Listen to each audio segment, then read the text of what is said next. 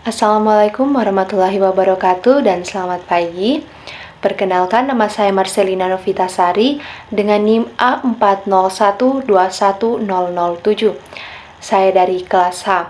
Nah, pada saat ini saya akan menjawab UTS konsep dasar sains, dan soal yang pertama yaitu bagaimana hakikat sains dari segi hakikat sains menurut pendapat saya, dan hakikat sains dari segi produk, proses, dan sifat sains. Nah, saya akan menjawab dari pertanyaan pertama. Menurut saya, hakikat sains yaitu ilmu yang mempelajari tentang kehidupan kita sehari-hari, baik itu dari alam, makhluk hidup, dan lingkungannya, dan masih banyak lagi. Juga mempelajari gejala alam melalui pengamatan, eksperimen, dan analisis. Dan juga sains merupakan makna alam dan berbagai fenomenanya, perilaku, karakteristik yang dikemas menjadi sekumpulan teori maupun konsep melalui serangkaian proses ilmiah yang dilakukan manusia. Kemudian, sains sebagai produk yaitu kesimpulan yang diperoleh dari proses yang telah dilakukan oleh para ilmuwan, baik berupa sejumlah fakta, konsep, prinsip, hukum, dan teori yang telah didokumentasikan dalam bentuk tulisan.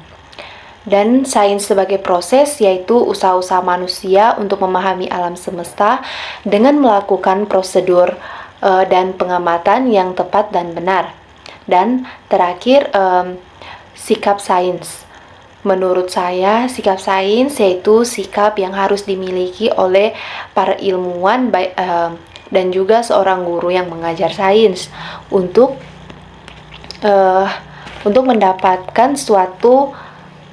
untuk memperoleh suatu produk sains, yaitu dengan mengambil sikap tertentu yang memungkinkan usaha kita mencapai hasil yang diharapkan, seperti sikap ingin tahu, sikap jujur, teliti, dan cermat, dan masih banyak sikap lagi yang harus kita lakukan agar pencapaian sains itu dapat berjalan dengan lancar. Nah, kemudian yang kedua, kemukakan masing-masing satu masalah dalam kehidupan sehari-hari, kemudian selesaikan masalah tersebut. Nah, menurut saya masalah yang dapat sambil dari materi pertumbuhan dan perkembangan pada makhluk hidup serta makhluk hidup dan lingkungannya. Nah, akibat pertumbuhan dan perkembangan pada makhluk hidup terjadi ledakan penduduk dan perkembangan teknologi yang sangat pesat.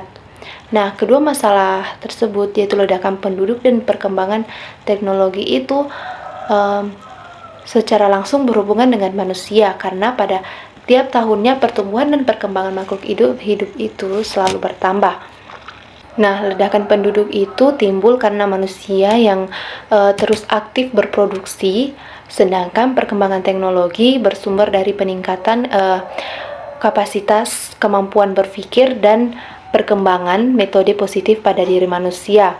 Dan juga bahwa masalah lingkungan itu timbul karena dinamika penduduk, pemanfaatan pengelolaan sumber daya yang kurang bijaksana, kemudian kurang terkendalinya pemanfaatan ilmu pengetahuan dan teknologi maju, kemudian dampak negatif juga sering timbul dari kemajuan ekonomi yang seharusnya positif dan benturan tata ruang. Nah, dari masalah tersebut dapat disimpulkan dan juga dapat terjadi masalah pencemaran lingkungan atau polusi yang terjadi dalam lingkungan kita sehari-hari, seperti polusi udara, air, dan tanah yang memerlukan jutaan tahun agar dapat normal kembali. Mengapa terjadi seperti itu? Karena dalam kehidupan kita itu selalu terjadi pertambahan dan jumlah penduduk. Nah, sektor industri juga dan asap kendaraan bermotor adalah sumber pencemaran utama. Mengapa? Karena jika bertambahnya penduduk, maka teknologi semakin berkembang. Nah, Polusi air disebabkan oleh tumpahan minyak, hujan, asam, lipasan perkotaan, dan di lain pihak, pencemaran udara disebabkan oleh berbagai gas dan racun yang dikeluarkan oleh industri dan industri dari pabrik-pabrik serta sistem pembakaran bahan bakar fosil.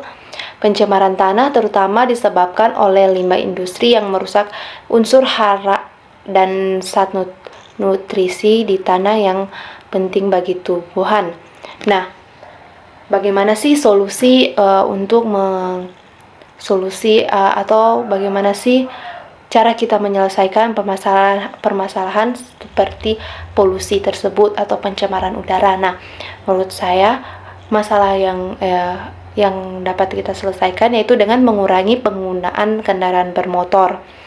Nah, yang kedua itu memelihara lebih banyak tanaman, tumbuhan hijau-hijauan. Dan yang ketiga, menghentikan kebiasaan merokok bagi masyarakat yang sering merokok seperti itu. Kemudian yang keempat, ya tidak membakar sampah dengan sembarangan agar tidak terjadi polusi udara. Kemudian menjaga rumah agar tetap bersih, agar kita terhindar dari polusi udara. Nah, kemudian yang ketiga, bagaimana penerapan konsep dasar sains jika seandainya kalian ingin menerapkannya di sekolah dasar. Berikan contoh penerapannya di sekolah dasar dan penjelasannya masing-masing materi. Nah, di sini saya akan menjelaskan yang pertama ciri-ciri makhluk hidup, di mana saya akan menjelaskan kepada anak-anak sekolah dasar ciri-ciri makhluk hidup dengan bernapas. Di mana saya akan menyuruh siswa-siswa saya untuk bernapas, menarik nafas dalam-dalam, kemudian menghembuskannya. Kemudian saya akan menanyakan kepada mereka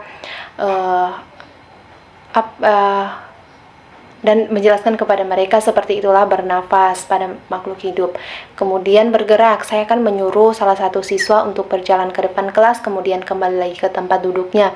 Dan saya akan menjelaskan juga kepada mereka seperti itulah bergerak pada makhluk hidup. Kemudian peka terhadap rangsangan, saya akan menyuruh mereka untuk memukul teman mereka ataupun mencubit teman mereka, dan menanyakan kepada teman mereka apa yang mereka rasakan. Jika mereka terkejut ataupun merasa sesuatu sakit atau apapun, maka saya akan mengatakan kepada mereka seperti itulah peka terhadap rangsangan. Kemudian tumbuh, saya akan menjelaskan bahwa manusia itu akan selalu tumbuh dari kecil, dari kita bayi hingga kita dewasa nanti. Dan saya akan mencontohkan untuk menyusun angka dari 1 sampai 10 dan menjelaskan mereka bahwa seperti itulah tumbuh dari kecil hingga besar. Kemudian berkembang biak, bagaimana saya akan menjelaskan bahwa berkembang biak itu dapat dilakukan dengan berbagai cara, seperti mencangkok. Nah, jika kita mencangkok dan berbagai macam cara lainnya seperti stek dan lain-lain. Nah, kemudian memerlukan makanan dan air, bahwa saya akan mengatakan kepada mereka bahwa kita makhluk hidup itu memerlukan makanan dan air. Bahwa saya akan menanyakan, adik-adik makan tidak atau minum? Nah, jika kita tidak makan dan minum, maka kita akan kelaparan dan kehausan. Nah, maka dari situlah kita mengetahui bahwa makhluk hidup itu memerlukan makanan dan air juga. Nah, yang kedua itu materi tentang makhluk hidup dan lingkungannya, di mana saya akan menjelaskan kepada siswa anak-anak SD bagaimana hubungan antar makhluk hidup, seperti simbiosis, parasitisme, di mana hubungan makhluk hidup yang mana satunya diuntungkan dan yang satunya dirugikan, contohnya manusia dan nyamuk. Saya akan memberi contoh kepada mereka jika kita digigit nyamuk, maka kita akan terkena penyakit DBD ataupun malaria. Nah, jika kita itu manusia diuntungkan. Nah, jika manusia dirugikan. Nah, jika nyamuk diuntungkan karena nyamuk mendapatkan makanan dari darah kita. Nah, maka saya akan menjelaskan kepada mereka bahwa manusia dan nyamuk itu manusia dirugikan dan nyamuk diuntungkan.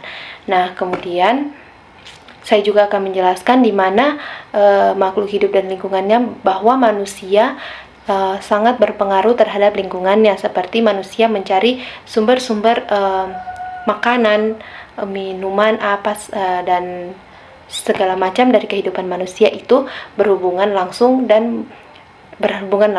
pada lingkungan sekitar manusia. Kemudian saya juga akan menjelaskan kepada mereka bagaimana sih daur hidup hewan itu, dan saya mengambil contoh seperti daur hidup metamorfosis sempurna, yang dimana metamorfosis sempurna itu dialami hewan yang saat lahir berbeda sekali bentuknya dengan hewan dewasa. Seperti saya akan mencontohkan kepada mereka seperti kupu-kupu. Kupu-kupu pada awalnya menjadi kepompong, dan saya akan menjelaskan bagaimana perbedaannya dari kepompong hingga menjadi kupu-kupu. Kemudian katak juga sangat berbeda, dari kecebong sampai menjadi katak dewasa, itu sangat berbeda. Nah, kemudian dalam materi struktur tubuh dan sistem organ, saya akan menjelaskan kepada anak-anak SD bagaimana struktur tubuh kita itu, seperti mengambil contoh kerangka manusia, dan menunjukkan kepada anak-anak SD dari yang mana mata, hidung, maupun sampai dalam organ dalam tubuh manusia. Jika organ yang di luar tubuh mungkin masih bisa kita praktekkan dengan menanyakan kepada mereka mana mata, mana hidung, mana mulut, dan mana tangan. Nah, mungkin seperti itu saya akan menjelaskan kepada mereka. Baik, sekian. Mungkin hanya ini yang dapat saya sampaikan, yang dapat saya berikan jawabannya, karena mungkin ada keterbatasan waktu. Hanya ini yang dapat saya berikan. Sekian dan terima kasih. Maaf jika ada salah kata atau ucapan yang menyinggung. Sekian dan terima kasih. Selamat siang.